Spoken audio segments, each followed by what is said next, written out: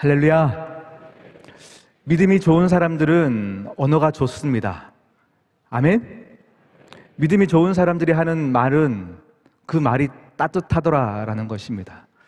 그런데 언어가 따뜻하다고 하여서 믿음이 좋은 것은 또 아닙니다. 그래서 담임 목사님께서 이번 주 말씀을 통하여서 우리의 언어를 점검할 때입니다 라고 제아의 말씀을 전해주셨고요. 그 언어가 마음을 비추고 있다. 그래서 마음에서 먼저 믿음이 생기기를 축복한다라고 말씀을 전해주셨습니다. 저는 이렇게 음악을 전공했어요. 음악을 전공했고, 그래서 성가대 지휘나 이렇게 합창 지휘를 한 번씩 했었었는데, 이렇게 지휘를 하다 보면요, 이제 앞에 앉아 있는 성가 대원들이나 합창 대원들이 노래를 지금 제대로 하고 있다, 하지 않고 있다가 이렇게 모습만 봐도 이렇게 드러나더라고요. 삐딱하게 앉아가지고요, 이렇게 노래를 부르면 사실은 소리가 제대로 나오지 않습니다. 허리를 곧게 펴고 이렇게 공명을 하기 위해서 노래를 제대로 하는 사람은요, 눈이 이렇게 커지게 되어 있어요. 눈이 크면서 이렇게 노래가 나오는 건데, 아, 저 친구는 지금 노래를 제대로 부르지 않고 있구나를 지휘자들은 알 수 있다는 건 거죠. 그런데 지휘자가 그 모습을 보면 알 수 있다는 것들을 대원이 안다고 생각해 보십시오. 그럼 어떻게 되겠습니까? 허리를 곧게 펴고 눈을 크게 벌리지만 립싱크를 충분히 할 수 있다라는 거죠. 이렇게 곧게를 펴고요, 막 노래를 열심히 하는 척하지만 충분히 부르지 않을 수도 있다라는 거예요. 그래서 믿음이 좋은 사람들이 언어가 따뜻하고 언어가 좋은 언어들을 사용하는 것은 맞지만, 그것은 믿음이 좋은 사람들의 열매로서 나타나는 증거이지만, 언어가 따뜻하다 하여서 믿음이 좋은 건 아니다라는 것입니다. 제가 이렇게 함께 동역하는 친한 목사님이 계신데 그 자녀가 있어요. 근데 이 친구가 어린 때 이렇게 엄마 말을 잘 안 듣더라고요. 엄마 아빠 말을 잘 안 듣고 막 그런 친구가 있어서 제가 못된 삼촌이 돼야겠다 결심했던 적이 있었습니다. 그래서 이 친구한테는 제가 굉장히 못됐게 대했어요. 그래서 이렇게 자상한 표정으로 얘야, 말 들어야지, 굉장히 따뜻한 언어로 말했지만 이 친구에게는 따뜻한 언어가 아니었어요. 제가 헤어질 때면 또 엄마 아빠 말을 안 들을까 봐 삼촌은 네가 하는 거 다 보고 있다 라고 되게 자상하게 얘기하지만 이 친구에게는 공포예요.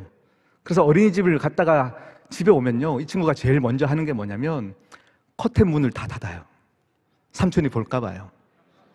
네, 커튼을 닫고 이제 엄마 말 안 듣는 건 거죠. 저는 굉장히 따뜻하게 말했지만 사실은 이것은 따뜻한 언어가 아니에요. 이것처럼 우리의 언어를 점검하자라는 말은 우리의 드러나는 어떤 언어를 점검하는 것도 있지만 우리의 마음, 하나님을 향한 우리의 믿음을 점검하는 것인 줄 믿습니다. 오늘 우리가 함께 누가복음 1장 18절에서 20절까지 말씀을 읽었는데요, 1장에는 또 한 인물이 등장합니다. 사가랴라는 제사장이 등장해요. 1장은 80절까지 쭉 있는데요, 오늘 1장 전체를 한번 내용을 보면서 함께 은혜를 받기를 원합니다.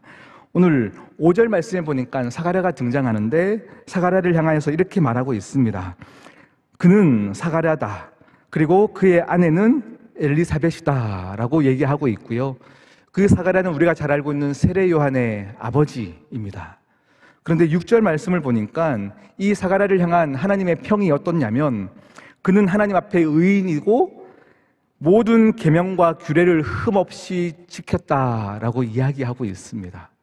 모든 규례와 하나님의 말씀 계명을 다 지켰다.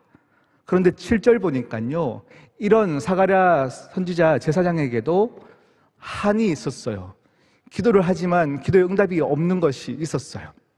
그것이 무엇이냐면 엘리사벳이 잉태하지 못함으로 그들에게 자식이 없다라고 하는 거예요. 몇 년을 이걸 가지고 기도했는지는 모르겠어요. 그런데 아마 시간을 한참 지나도 응답이 없었던 것 같습니다. 그렇기 때문에 사가랴의 뒤에 나오는 모습들을 보면서요, 아, 사가랴가 이 기도를 멈췄구나, 이 기도에 대한 하나님의 기대가 많이 없어졌구나를 알 수 있습니다. 그런 사가랴에게 하나님께서 또 기적을 베풀어 주시는 거예요. 오늘 8절 보니까요,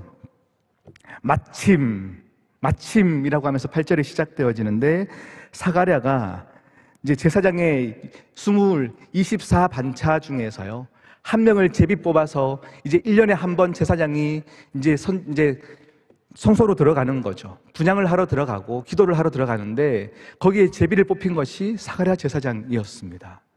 그래서 사가랴가 대표하여서 온 백성들은 성전 밖에서 기도하고 있고 모든 백성들을 대표하여서 이제 사가랴가 성전 안으로 들어가는 거예요. 분향을 하러 들어갑니다.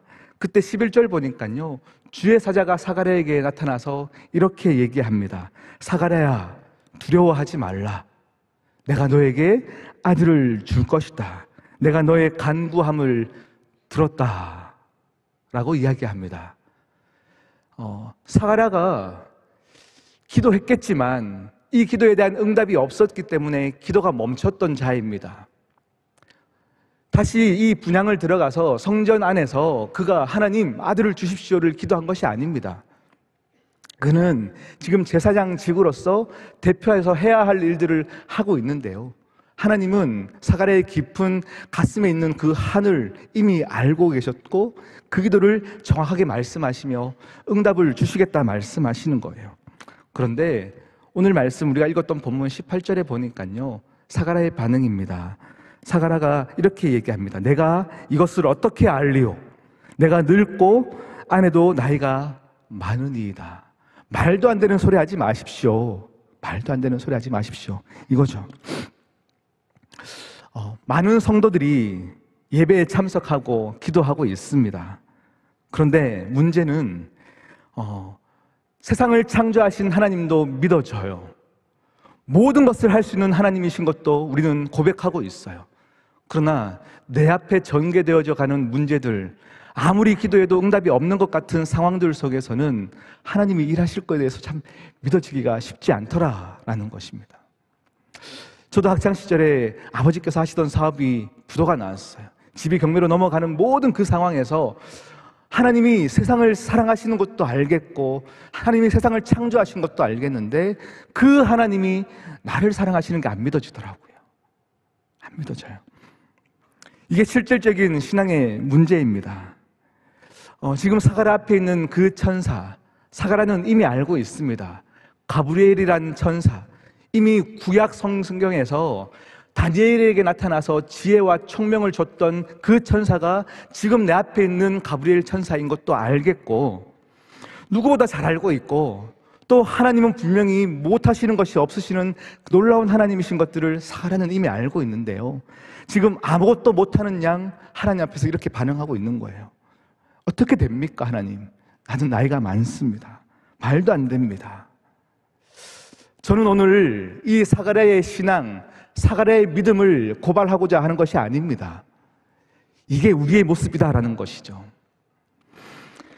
우리가 사가랴의 입장이 되었다면 여러분 어떻겠습니까? 누구도 장담할 수 없습니다. 사가랴의 불신은 우리들의 약점을 말해주고 있는 것입니다. 사가랴는 도덕적으로 굉장히 깨끗하게 살았습니다. 직분에 충실했던 사람입니다. 성전의 모든 의식을 잘 지켰고 남에게 나쁜 짓 하지 않으면서 모범적으로 살았던 놀라운 하나님의 사람이었습니다. 그가 지금 신앙 없다는 것을 이야기하는 것이 아닙니다.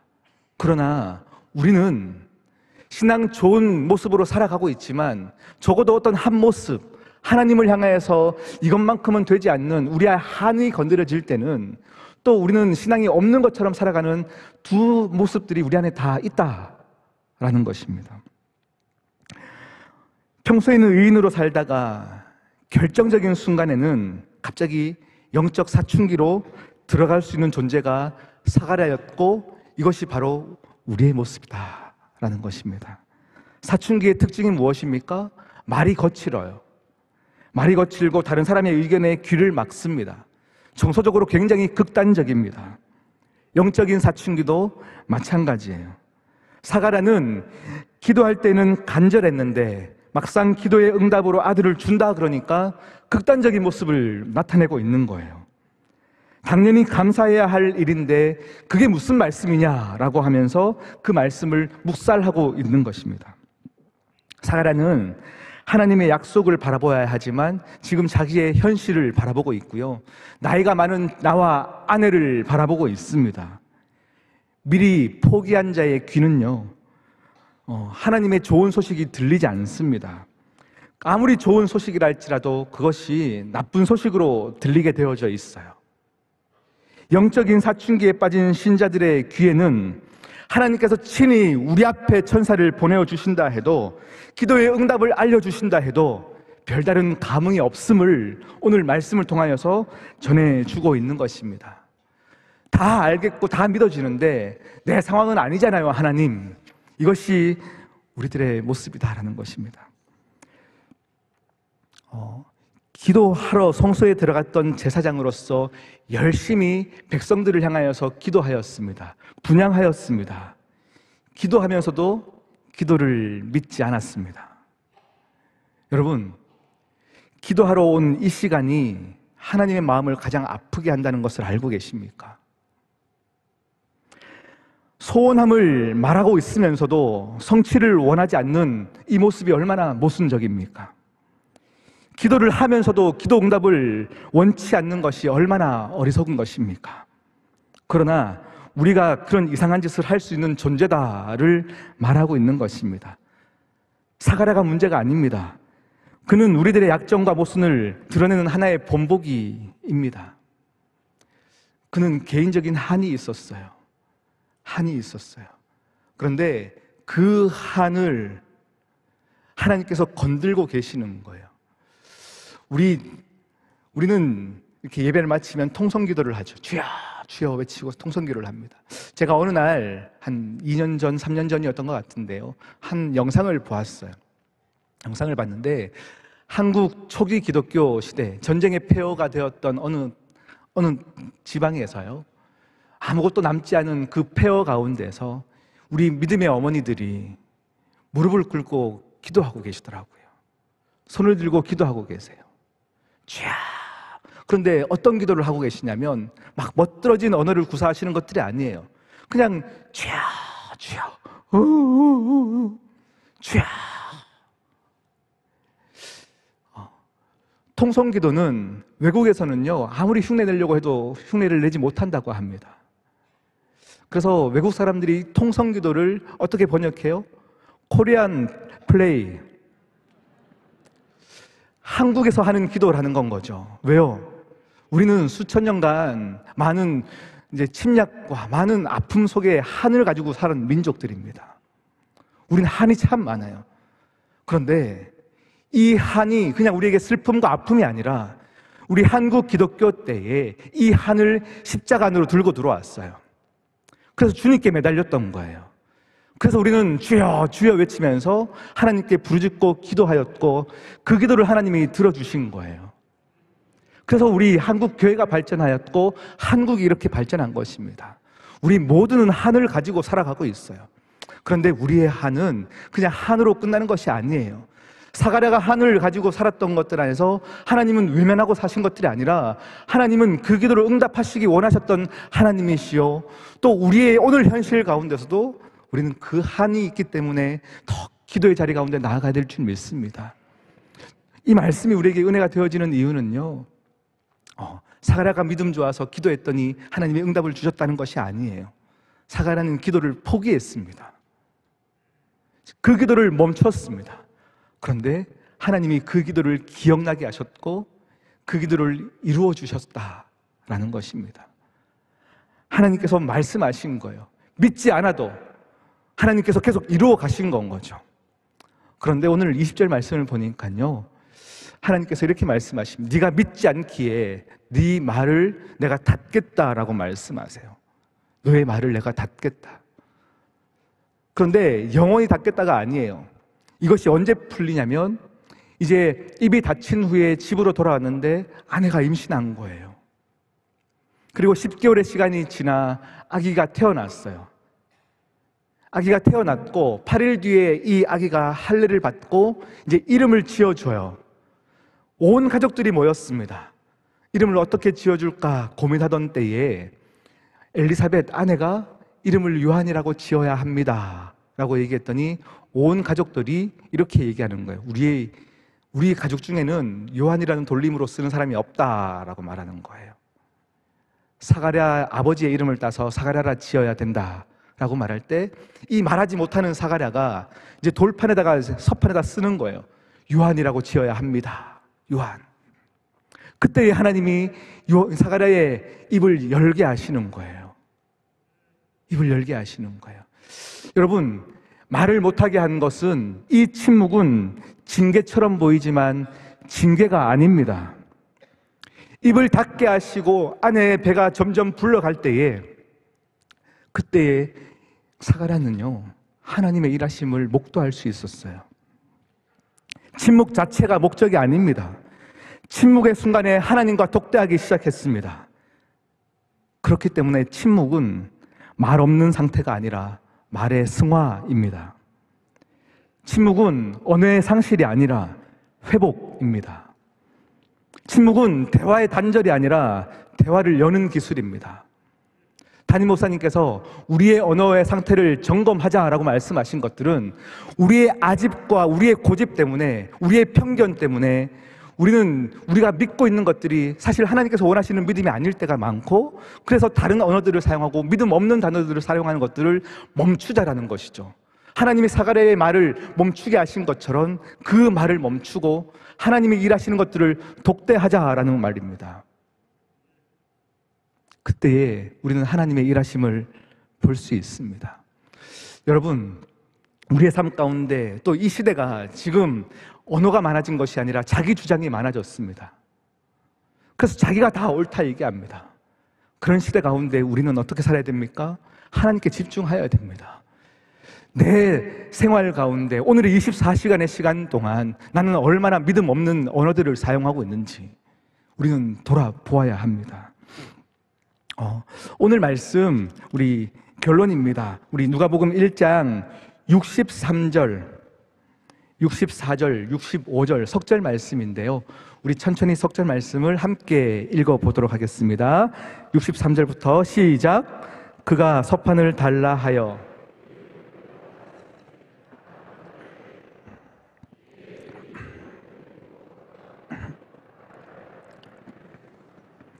그 근처에 사는 자가 다 두려워하고 이 모든 말이 온 유대 산골에 두루 퍼지매. 아멘. 믿고 있으나 믿음 없는 사람의 언어가 하나님의 은혜를 받았더니, 또 하나님의 일하심을 목도하였더니 찬양이 나오기 시작하였고 하나님의 믿음의 언어들이 나오기 시작합니다. 그러하여서 65절에 보니까 이 모든 말이 유대 산골에 두루 퍼졌다. 그러하여 하나님을 경외하고 두려워하는 사람들이 많아졌다 이야기하고 있습니다.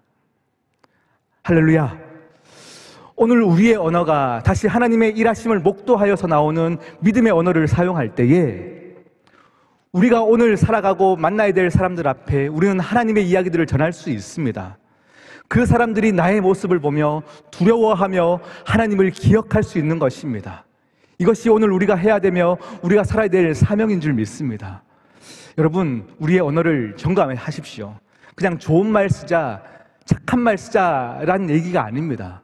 하나님의 일하심을 목도하자라는 것입니다. 다시 믿자라는 말입니다. 믿는 자의 언어는 하나님께서 분명히 바꾸어 주십니다. 그래서 하나님은 살아계시다, 하나님이 일하셨다, 나의 모습을 보니, 나의 언어를 보니 이렇게 바뀌어 가신 하나님은 분명히 역사하신다라는 것들을 세상 가운데 알리자라는 말입니다. 그럴 때에 오늘 65절에 온 유대 산골이 하나님을 기억하였던 것처럼 오늘 우리 대한민국이 우리 성도님들의 삶의 현장 가운데 그 모습들을 보며 그 언어들을 들으며 하나님을 기억하는 귀한 한 날이 될 줄 믿습니다.